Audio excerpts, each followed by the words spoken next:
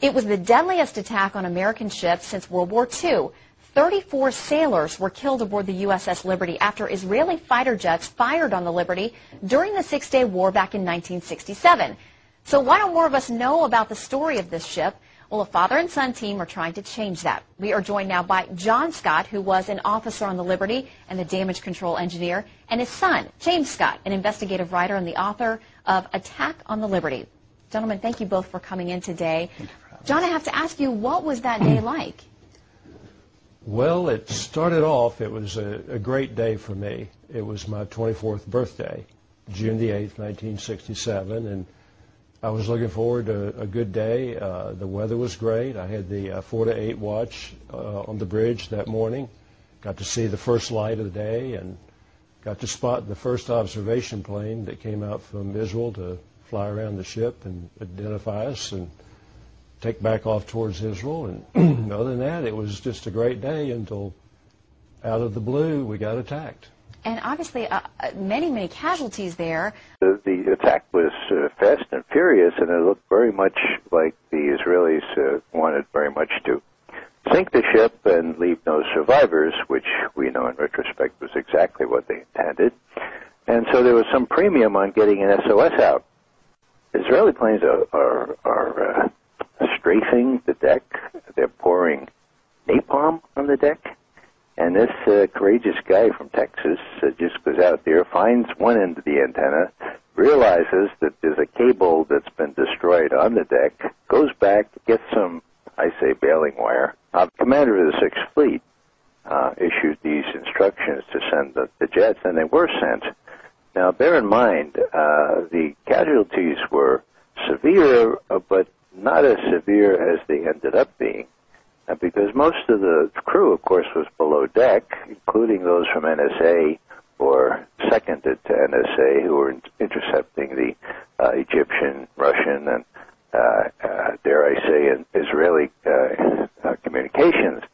So after Admiral Geis set his fighter bombers off the carrier, all of a sudden he gets this message from McNamara, saying, call those jets back immediately.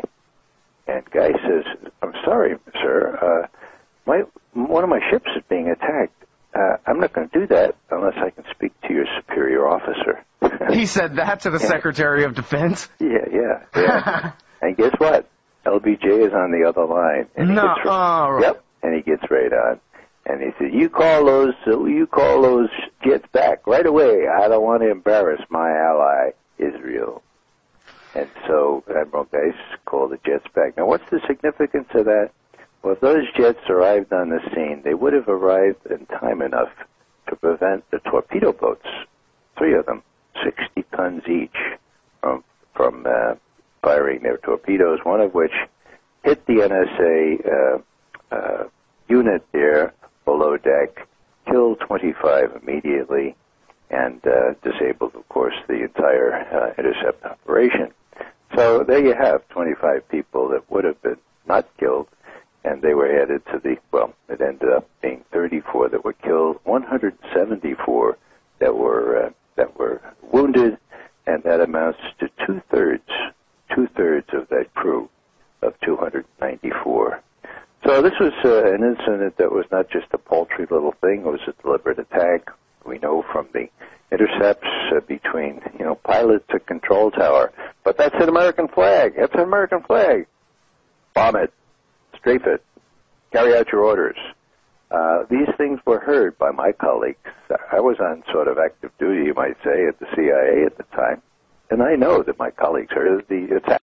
James, you've become convinced, despite explanations at the time that Israel was mistaken in shooting the Liberty and attacking the Liberty, that that's not the case. No, it's important to remember this was an incredibly violent assault that happened at 2 p.m. in the afternoon on a clear sunny day while the Liberty was in international waters.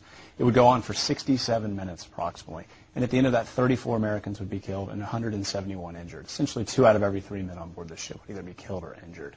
And Israel would say it was an accident and that it was a friendly fire incident. But for policymakers back in that time period and for senior Navy officials, that defied logic. I mean, the circumstances of the attack, the prolonged reconnaissance that morning, the great visibility, and the length and duration of the attack tended to dispute that idea in the eyes of many senior American officials. John, what do you think would have been the motivation if indeed Israel did know? Well, I think they knew from the vast arrays of antenna on our ship that we were a spy ship. Mm-hmm. And I think that was probably fairly common knowledge. I guess any assumption I would have would be that they figured we were spying on them and that we were possibly going to relay stuff back to Washington that might prevent them from doing, further invasions into neighboring countries.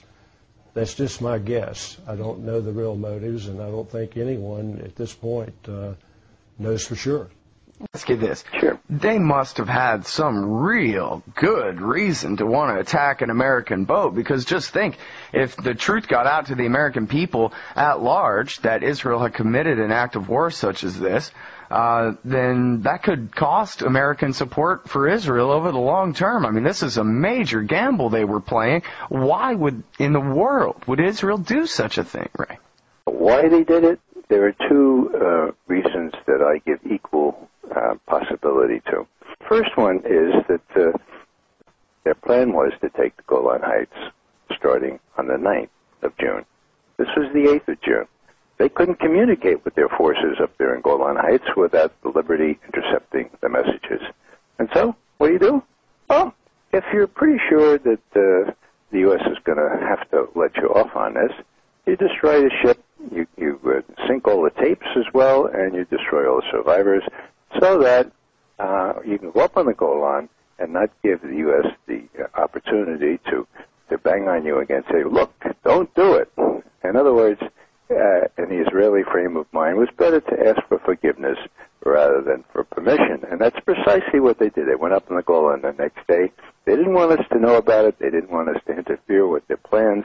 And that's one explanation. Now there's another. And this is sort of gory. There is Al-Arish, which is up about 1,000 prisoners. And prisoners are a real pain, in Sinai. You have to feed them. You have to give them water. And it's a real pain. And so what happened here, according to Bamford and these eyewitnesses, is that Egyptian prisoners of war, there are about 300 or 400 of them in the coastal town of Al-Arish there in the Sinai, they were lined up. They dug their own graves. They were shot. And that's the way they took care of the Egyptian prisoners. Now, the Liberty is patrolling directly opposite Al-Arish, okay, in international waters, but with an easy range to pick up the intelligence on what's going on there, okay. Line of sight. I mean, you could see the Liberty big as it can be right off the shore. Now, the Israelis were well aware of that, and that wouldn't be terribly good PR to get back to the U.S. Yeah, it's better to commit 2 war crimes than 1. It's better to strafe Americans, attack Americans, and strafe them in their lifeboats than slaughtering a bunch of Egyptians, which obviously Americans don't care about anyway. Yeah, well, if you achieve both, then you suppress all the evidence. And I should comment about why this is so important right now in terms of the American-Israeli relationship, and Admiral Mullen's reference to the USS Liberty last year when he went to Israel and so forth. Yeah. Well, long story short, no U.S. politician has dared to breathe the word USS Liberty since 1967 until July of 2008. You got Mike Mullen, who was the chairman of the Joint Chiefs of Staff, and he's a pretty gutsy guy, and so he was sent to Israel to tell them that they didn't want, that is, the U.S. administration and particularly the U.S. military, they didn't want Israel mousetrapping the U.S. into a major fight with Iran. So what Mullen was hell-bent and determined to prevent was the Israelis doing this last summer when Mullen goes there and he says, look, if you're thinking about perpetrating a little provocation, like say in the Persian Gulf, don't even think of it. Because you know what? We know what happened to the USS Liberty on June 8th, 1967. And it ain't going to happen again. You hear me? Now, why is that gutsy? Well, it's gutsy because it's the first time any U.S. official braced the Israelis. They know that Mullen knows, not only that Mullen knows, but he's not going to happen again, okay? Because, you know, if the chairman of the Joint Chiefs says, look, don't do it, this time that gives a little weight to the warning. Mm-hmm. He said, the evidence was clear. Both Admiral Kidd, in charge of the investigation, and I believed with certainty that the attack was a deliberate effort to sink an American ship and murder its entire crew.